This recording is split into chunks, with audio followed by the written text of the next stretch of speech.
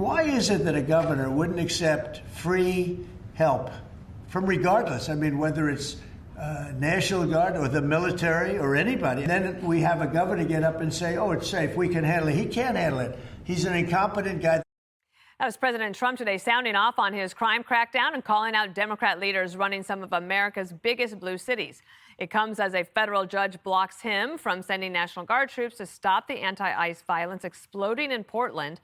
And now Chicago and Illinois fighting for the same outcome. They've sued the administration over its move to send troops into the Windy City, where this weekend all hell broke loose. Watch this. Federal authorities opened fire on a woman who was allegedly armed with a gun shortly after their vehicle rammed and blocked in by a group of cars. And in a separate incident, Chicago police accused of denying calls to help federal agents who were surrounded by an angry mob. Chicago PD denies that.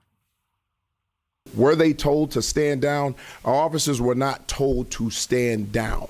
Our officers were out there throughout the entire event. I would never tell our officers to stand down, because if our officers were in trouble and we needed help from other officers, I would expect those officers to step in and help us. And it's the same thing that we do on our side. When someone is in trouble, we're going to step in. Illinois Governor J.B. Pritzker and Chicago Mayor Brandon Johnson are ramping up their resistance to ICE's presence in their state. Watch here. Trump and the thuggery that his agents have brought has actively made us less safe. The right wing in this country wants a rematch of the Civil War. I want that to sit in right now, because the President of the United States of America has declared war on the people of Chicago. The order establishes ICE-free zones.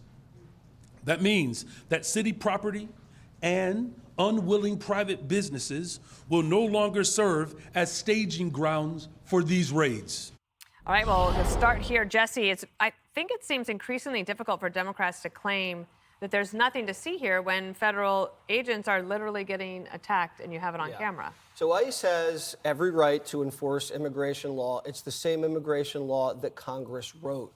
If Democrats don't like the law, they can change it, or they can win an election, and they can put the ICE agents back on the bench where they were for 4 years. You cannot nullify federal immigration law through anti-ICE zones, violence. You can't do it. It's Confederate action, and the federal government has every right to deploy federal resources to protect federal action that's being obstructed. This is like basic stuff. And they're using really disgusting violence to protect a cheap supply of labor.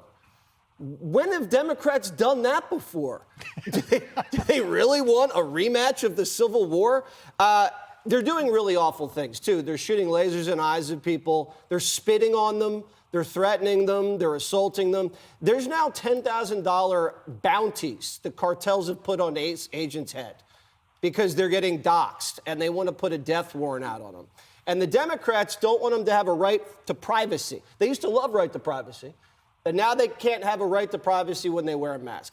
I do want to talk about, because I'm the ombudsman for the legacy media, a lie that needs to be debunked about zip ties. You keep hearing Democrats, and I know Jessica will bring this up eventually, about ICE agents zip tying children. Well, I looked into it. And when you do a raid on an apartment complex with 37 illegal aliens, and a couple of them are Tren de Agua, and the guy's living in an apartment building with a 17-year-old girl, and they can't prove that they're related, it's law to escort the girl, detain her, and bring her to a either state facility or a guardianship so she can't be exploited anymore. Tren de Agua is notorious for sex trafficking. You can't just allow these people to live together. And for Democrats to say they care about the children all of a sudden, they lost 300,000 of them.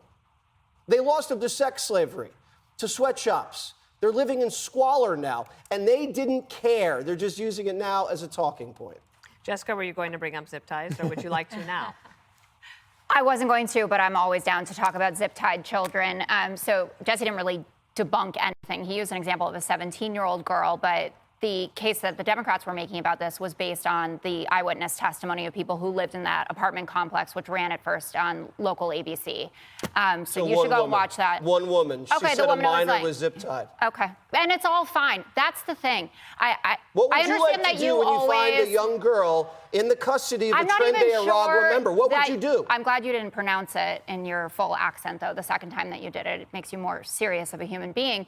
But I don't think that that woman was talking about your 17-year-old person who was being sex trafficked. And either way, we'll find out more of it as time goes on. But you would certainly not deny the fact that ICE didn't need to pull all of those American citizens out of their homes in order to get at the Trendy Aragua members that they were going for. You would also, I would hope, not deny the fact that the judge who ruled against the deployment to Oregon is not some lefty. She was a Bush-appointed U.S. attorney. She was on Ken Starr's team.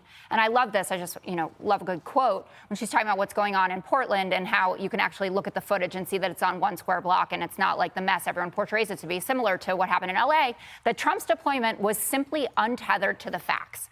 The Trump administration is getting pushed back left, right, and center. The American people are saying no to this, and the court system is saying no to this. You have judges who have been appointed by every president from Reagan up until Donald Trump and Joe Biden himself saying you cannot do this. No, you don't. Chicago journalists are suing.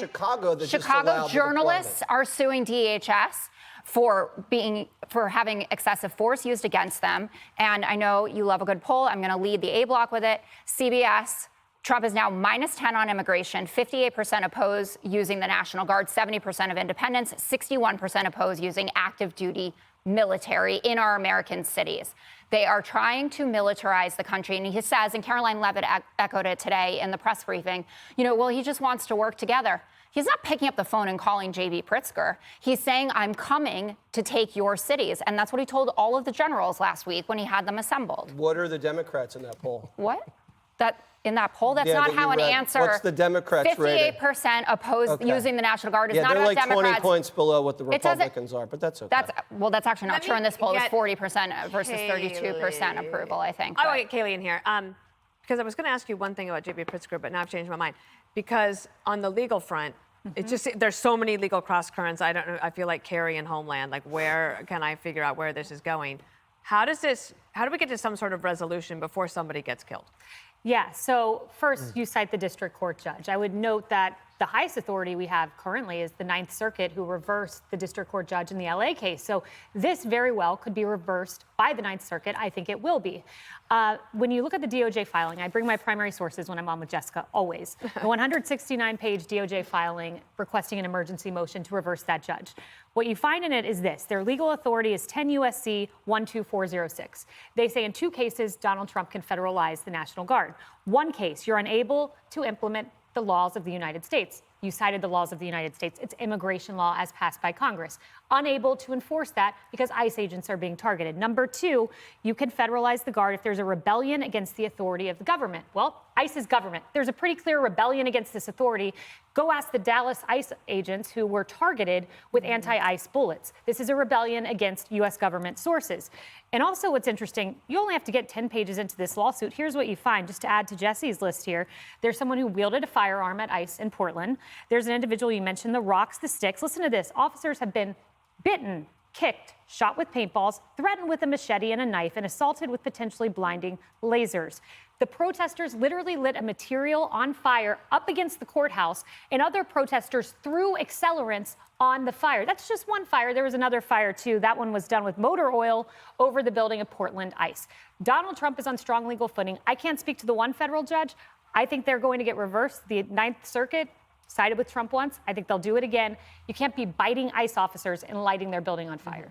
Okay, so Charlie, weekends are supposed to be like easy, right? Right. You go on Fox and Friends weekend, you think, oh, you're gonna have like fun, you're gonna jump around outside on some trampolines, do some bull riding. But no, like the weekends, it feels like this is when these protests are ratcheting up.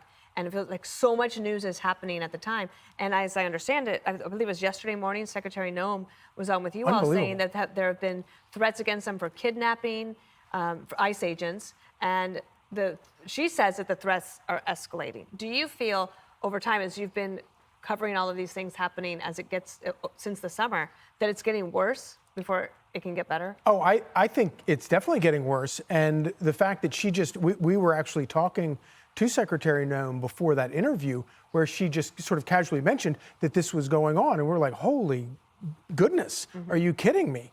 And the idea that you actually, and they're investigating who's behind this and who's putting up the money for these bounties, but $2,000 for attacking or kidnapping an ICE agent, $10,000 for killing an ICE agent, this is shocking.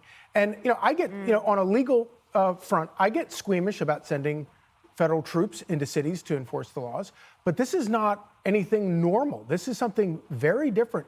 And like you said, Jesse, these federal officers it's not a right to enforce the law. They have an obligation to enforce the law. This is not a choice. These are duly elected, enacted laws. They have no choice. And to have Brandon Johnson, who is an illiterate buffoon, up there ratcheting it all up, saying that we're going to take a more drastic response. How are you going to get more drastic than violent assaults on these agents?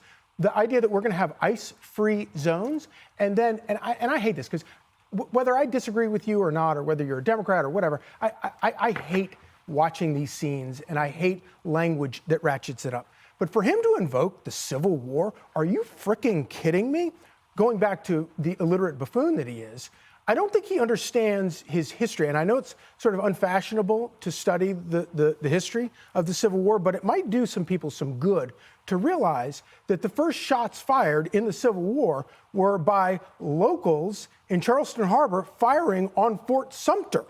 And so this may be analogous to the Civil War, but Brandon Johnson is not on the side that he thinks that he is. And I don't think that we can sort of pull back from this. And the way you pull back from this is to enforce the laws and respect the laws that elected people have put on the books. The more that they talk about ICE as jackbooted thugs and disappearing people, it is asking for more of this. And fascist. Yes. Right. Click here to subscribe to the Fox News YouTube page to catch our hottest interviews and most compelling analysis. You won't get it anywhere else.